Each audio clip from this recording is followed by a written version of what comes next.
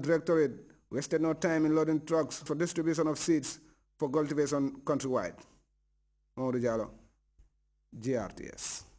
We now take our first break. We'll be right back.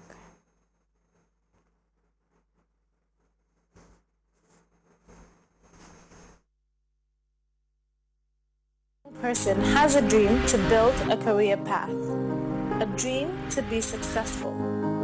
The avenue to the world of success is built by passion, patience, sacrifice, drive, and motivation.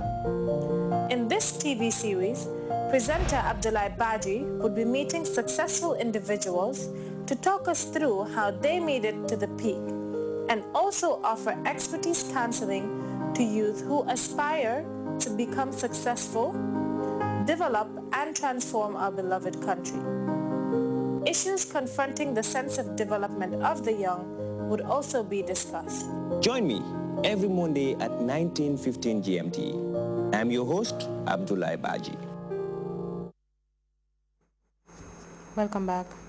Rescue crews are working round the clock to remove bodies trapped beneath layers of mud after a devastating mudslide destroyed houses in eastern Uganda.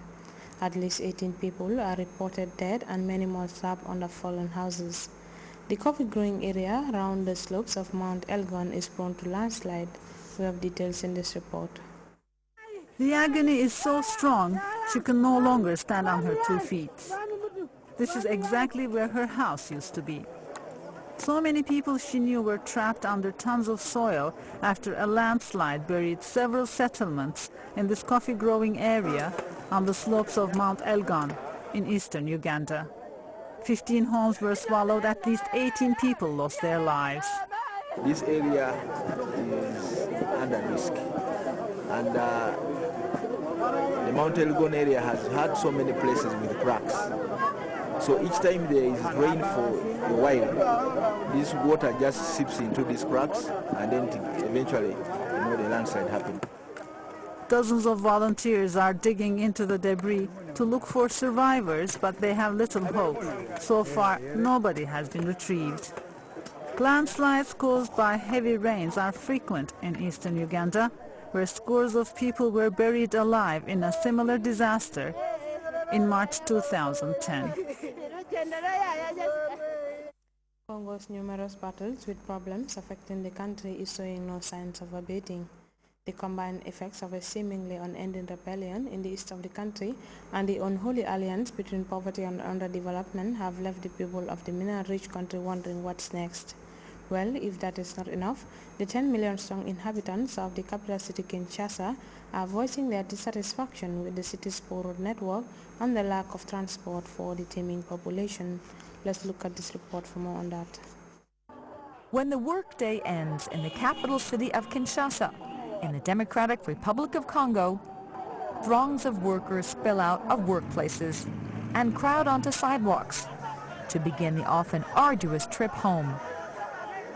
Public transportation is practically non-existent in this country. I've been waiting here for 3 hours. I climbed in through a window. We have to find a solution to this transportation problem. I'm tired, so tired. It's the same scenario further along the boulevard. People scramble to get on a minibus. Passengers are fed up. They use up every available inch of space, but there's just not enough room for everyone. I've been here since 3 p.m. and I haven't found a single vehicle to take me home, or they are filled to overflowing. The government says there are buses, so why don't they put them in circulation instead of making us walk like this every day? Solange and millions of workers like her have to walk 10 or 15 miles in this sprawling city to get back and forth to work. 10 million inhabitants and a practically non-existent transportation system exist here. 2 public bus companies supply a few dozen buses, while others in need of repair remain in the garage. Private minibus companies charge outrageous prices. The situation has become critical. Transportation is a strategic question, a key one that affects lives on a national level. People can't do anything if they don't have a means of transportation. Transportation for inhabitants is a right. That's why we're asking the government to take proper measures. The Minister of Transportation promised to deliver 200 brand new buses out of the 1,500 that he plans to order. But potential bus passengers are used to false promises. In the meantime, all they can do is keep walking in frustration and hope for a viable solution soon. South Africa's ruling African National Congress has kick-started the party's national policy conference. The Johannesburg conference is being attended by key members of the ruling party and is expected to provide the ANC the platform to draw up new policy plans for the next 5 years. Plans to nationalize mines and the controversial land appropriation bill are expected to top the agenda. We have details in this report. The National Policy Conference of the ruling African National Congress got underway in Johannesburg Tuesday. Investors, civil society and ratings agencies are watching developments there. There is going to be a robust debate, a very highly theoretical debate, and a debate that seeks to get practical solutions to what we should be doing moving forward. The party's policies for the next 5 years will be debated and drawn up, including a proposal to nationalize mines, land expropriation and funding, as well as rolling out of universal access to health care. The ANC-led government has struggled for years to come up with a sustainable land reform model. President Jacob Zuma made a campaign promise to redistribute 30% of white-owned land to blacks, but there have been few success stories.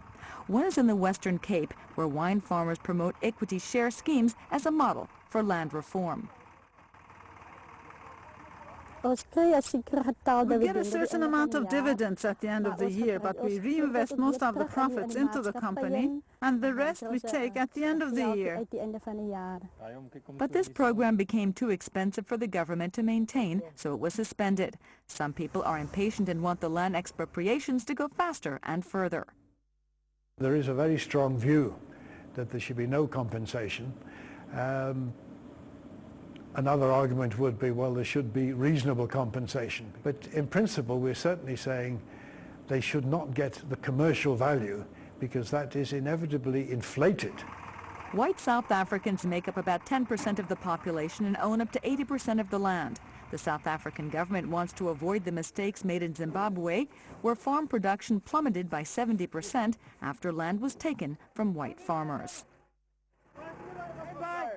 Africa, we head straight to sports, where the two-day Sports for Health Jamboree ended on Sunday with the civil service emerging as winners of the football tournament. The civil service bet the judiciary to clinch the trophy that was at stake in the first edition of the event, jointly organized by the Ministries of Youth and Sports and the Health and Social Welfare. Daibuso reports. The July 22nd Square was the venue for the mass fun sport involving the three arms of government. The event, which goes by the name Sports for Health, was initiated by the two sister ministries of Youth and Sports and that of the Health and Social Welfare. The Jamboree also brought together the executive, the judiciary, the legislative and the civil service. Also attracted the participation of the general public in the aerobic exercise. The legislature finished third after beating the executive team 2-1 in the third place runoff. The parliamentarians' first goal scorer and deputy speaker are happy that they will celebrate their third place in their next sittings. In this tournament, every team is a winner. This is why we were able to be the fourth place. You see, yesterday we were here playing against the civil service. And one of the difficulties that we have is that the civil service is too wide. And there is no limitation.